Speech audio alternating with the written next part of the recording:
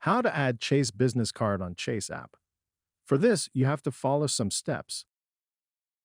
First of all, you need to sign into your Chase business account.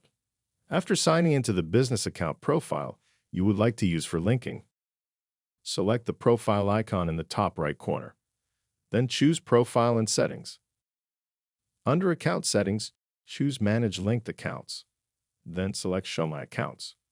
Here, a list of your eligible relationships and associated accounts will appear. Also, you can see previously linked accounts. Choosing to link a relationship will also link all accounts associated with it.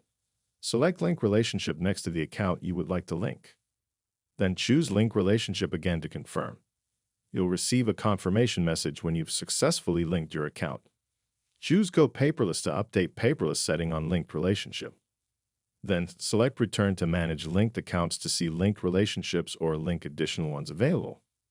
Your linked relationships will now appear together on your account overview dashboard. After that, go to your Chase mobile app and sign out your Chase account, and again sign into your Chase account. And this is how your Chase business card is added on Chase app.